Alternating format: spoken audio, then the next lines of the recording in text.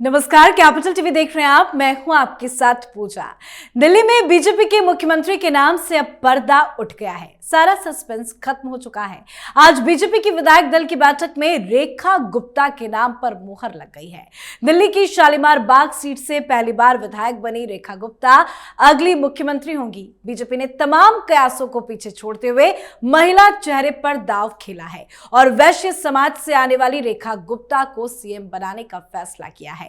अब गुरुवार को यानी कि कल ही रामलीला मैदान में वो दिल्ली की चौथी महिला मुख्यमंत्री के तौर पर शपथ लेंगी। पर आज एक बार फिर से पीएम मोदी ने अपने फैसले से सभी को चौंकाया। कुछ लोग फैसले की जमकर तारीफ कर रहे हैं तो कुछ नाराज भी हैं। पर सवाल यही है कि आखिर रेखा गुप्ता को पीएम मोदी ने सीएम क्यों बनाया। वैसे पीएम मोदी का फैसला है तो जरूर इसके पीछे की लंबी वजह होगी। पीएम मोदी हमेशा सोच समझकर ही फैसले लेते हैं। तो रेखा गुप्ता को सीएम बनाने के पीछे क्या है पीएम मोदी की रणनीति, आज इसी को समझेंगे।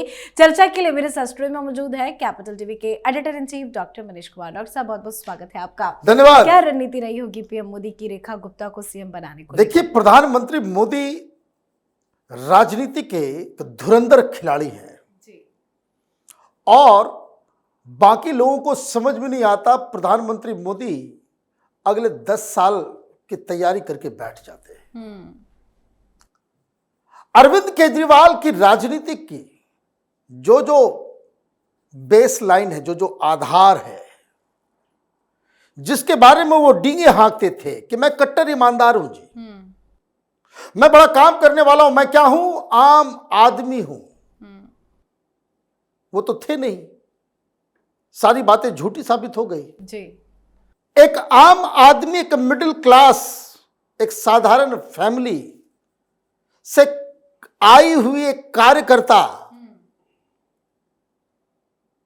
इसलिए तो मुख्यमंत्री बनाया गया है। आम आदमी का ढकोसला करने वाले का जवाब एक आम परिवार से उठी हुई एक पार्टी की वर्कर को वहां पे स्थापित किया गया है। प्रधानमंत्री मोदी के इस फैसले के बाद मैं आपको बता दूं, अरविंद केजरीवाल ने अपना टीवी फोड़ लिया होगा कि अब क्या करें। वो तो सोच रहा होगा, मना रहा होगा कि भाई किसी तरीके से परवेश वर्मा बन जाए, मनोज तिवारी बन जाए, ऐसे व्यक्ति बन जाए जिसमें वो कुछ नुक्स निकाल पाए, जिसके ऊपर चढ़ पाए, जिसको गुस्सा दिला दे। She is cool like an ice. क्या करना है, शोबाजी वो करती नहीं। बिल्कुल। कभी आपने देखा, वो महिला मोर्चा की राष्ट्रीय उपाध्यक्ष हैं, दिल्ली प्रदेश में वो महासचिव है। कभी आपने टीवी पे देखा, किसी ने उनके भाषण को भी देखा, कभी किसी टेलीविजन चैनल पे जाकर के लड़ते झगड़ते हुए देखा? बहुत लोगों ने तो नाम भी पहली बार सुना होगा। राइट। और इसीलिए ये लोग सोच रहे थे, कई सारे लुटियन पत्रकारों से मैं बात कर रहा था कि देखो भाई, 2 लोग डिजर्व करते। देखिए, गुलामी मानसिकता, 2 लोग कौन डिजर्व करते हैं? तो परवेश वर्मा, क्योंकि चीफ मिनिस्टर के बेटे हैं, बांसुरी स्वराज, क्योंकि वो भी चीफ मिनिस्टर की बेटी है। अरे ये प्रधानमंत्री मोदी हैं, उनको तो ऐसा हीरा चाहिए जो 20 साल, 25 साल, 30 साल से संगठन के लिए काम कर रहा हो, मुंह बंद करके। इसीलिए ये फैसला उड़ीसा के सीएम का आप देखिए, छत्तीसगढ़ का देखिए, आप मध्य प्रदेश, राजस्थान, कभी कोई नाम सुना? ये प्रधानमंत्री ने क्यों किया? बहुत सारे लोग ये बातचीत चल रही कि भाई how she is going to tackle Natwarlal. भाई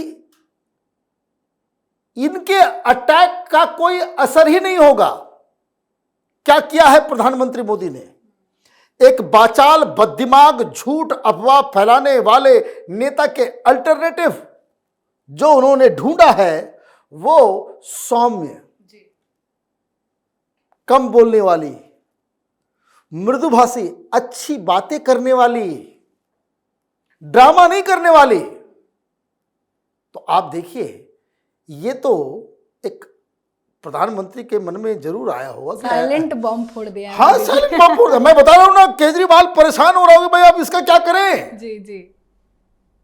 प्रधानमंत्री के मन में मुझे लगता है कि वो मुहावरा जो है वो डजल किया होगा, दिमाग में अचानक से आया होगा कि क्यों ना ऐसा करते हैं कि भाई ये तो हाव हाव करने वाले लोग हैं, रोज प्रेस कॉन्फ्रेंस करेंगे, घंटे घंटे करेंगे, ये आरोप वो आरोप, ये तमाशा वो ड्रामा। तो उनके मन में जरूर वो मुहावरा आया होगा प्रधानमंत्री के, हाथी चले बाजार और डर डर जैसा आप जानते हैं जी। है ना। तो उनको ये लगा होगा कि क्यों ना ऐसा करते हैं कि ये जितने जो उत्पाती किस्म के जो अपोनेंट हैं उसके सामने का हाथी का क्वालिटी क्या होता है, वो अपना मदमस्त होकर के अपने काम में लगा हुआ होता है। वो बाकी आने वाले जाने वाले वो हल्ला करते रहते हैं, भौंकते रहते हैं, हमला करते हैं, उसको कोई फर्क नहीं पड़ता। तो सी इज द एलिफेंट। और इसीलिए ये जो आपने देखा कि केजरीवाल, अब भाई नाम आ गया, टेलीविजन पे चल रहा, बधाई दे देते। बिल्कुल। हाँ हाँ, और टीवी फोड़ रहा होगा कि अब क्या करें इसका। अच्छा, परेशान तो वैसे आतिशी भी होंगी क्योंकि महिला सीएम को बनाया गया है, खुद महिला थी, सीएम भी रह चुकी। वो सब कुछ हो गया भाई, देखिए वो तो अलग कहानी में फंसी हुई है। अब नेता प्रतिपक्ष नहीं बनाया गया, जिसकी चांसेस कम हैं, जब नेता प्रतिपक्ष उनको नहीं बनाया जाएगा तो फिर वो किस हैसियत से पार्लियामेंट वो असेंबली के अंदर बातचीत करेंगी। ये पार्टी पूरी डिमोरलाइज हो गई। और प्रधानमंत्री मोदी की जो स्ट्रेटजी रही कि आप जो है एक ऐसा चेहरा दे दो कि जिसके ऊपर हमले का कोई असर ही ना हो, तो दिल्ली की जनता राहत खोज रही थी। और हम लोग शुरू से कहते आ रहे हैं, हमें कोई बहुत बड़ा चेहरा नहीं चाहिए था दिल्ली में। बिल्कुल। हाँ। वो इसलिए नहीं चाहिए था कि हम लोग दिल्ली के अंदर जो है वो परेशान हैं, जिधर जाते हैं बदबू, गंदगी, गंदा पानी, सारा जो सिविक एम्यूनिटीज दिल्ली का है वो पूरी तरीके से खत्म हो चुका है। प्रधानमंत्री मोदी ने चुनाव जीता और वो चाह रहे हैं ऐसे लोगों को मंत्री पद देना, ऐसे लोगों को जिम्मेदारी देना जो सीधे सीधे बिना दिमाग लगाए काम पे ध्यान दे। वर्क स्टाइल क्या है आप इस चीज को समझिए। चीफ मिनिस्टर है, एलजीबी है, एलजीबी सीधे पीएमओ से जुड़ा हुआ, चीफ मिनिस्टर भी जुड़ा हुआ, तमाम departments. The only thing she has to do is to coordinate between different departments. और जो काम है, जो काम का आदेश आएगा, जैसे मैं आपको बता दूं, क्रिस्टल क्लियर हो गया है। 2 साल के अंदर दिल्ली के हर घर में नल से जल मिलेगा, साफ पानी, उसकी व्यवस्था शुरू हो गई।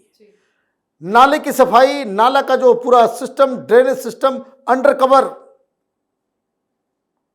एसटीपीज वगैरह बनेंगे। यमुना की सफाई में तो जो हमें जानकारी मिल रही है वो तो ये बताया जा रहा है कि भाई 3 महीने में आपको साफ साफ डिफरेंस नजर आ जाएगा। वो तो पहली चीज। और दूसरी चीज कि 6 महीने के अंदर में एसटीपीज वगैरह जो है ऑलरेडी उनके ऊपर काम शुरू हो जाएगा।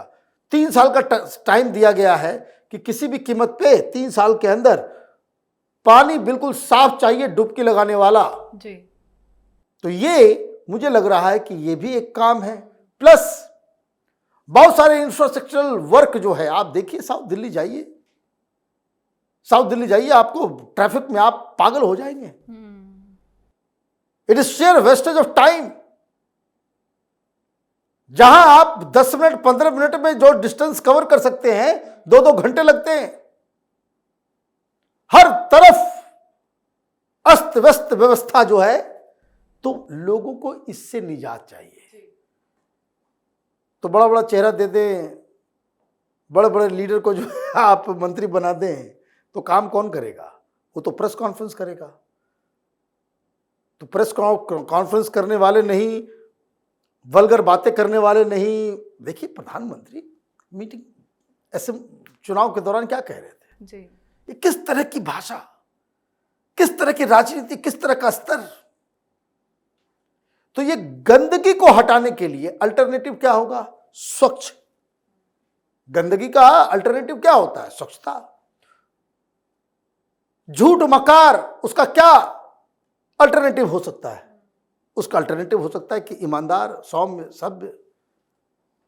आप महलों में रहने वाले व्यक्ति, उसका अल्टरनेटिव क्या होगा? आम आदमी।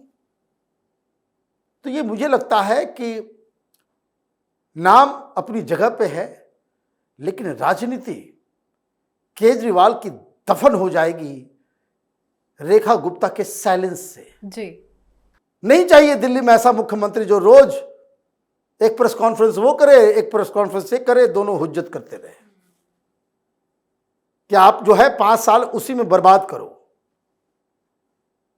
वो जो मैंने कहा हाथी चले बाजार वाली कहानी, तो this government must move like an elephant, ignore these people. ये ऐसे ही बरबर बरबर बरबर करते रहेंगे। काम करने का प्रण लेकर के नई सरकार कल शपथ लेगी और मुझे लगता है कि ये सारी चीजें जो है दिल्ली के अंदर प्रधानमंत्री के नेतृत्व में, प्रधानमंत्री के मार्गदर्शन में ये सरकार काम करेगी। बिल्कुल सर, बहुत बहुत धन्यवाद सर बातचीत के लिए। धन्यवाद। तो रेखा गुप्ता दिल्ली की अगली मुख्यमंत्री होंगी। बीते कई दिनों से दिल्ली को महिला मुख्यमंत्री मिलने की चर्चा भी गर्म थी। आखिरकार शालीमार बाग सीट से जीतकर आई रेखा गुप्ता ने दिल्ली की रेस में बाजी मार ली है। रेखा गुप्ता कल यानी कि 20 फरवरी को दोपहर 12 बजे दिल्ली की नई सीएम के रूप में शपथ लेंगी। बीजेपी ने बीते 12 दिनों तक सीएम के नाम पर सस्पेंस बनाकर रखा था, लेकिन आज शाम को रेखा गुप्ता के नाम पर मुहर लगाकर सभी संभावनाओं पर विराम भी लग गया है। रेखा गुप्ता वर्तमान दौर में बीजेपी की इकलौती महिला सीएम होंगी। तो आपकी क्या कुछ राय है? कमेंट करके लिखिएगा। देखते रहिए कैपिटल टीवी। नमस्कार।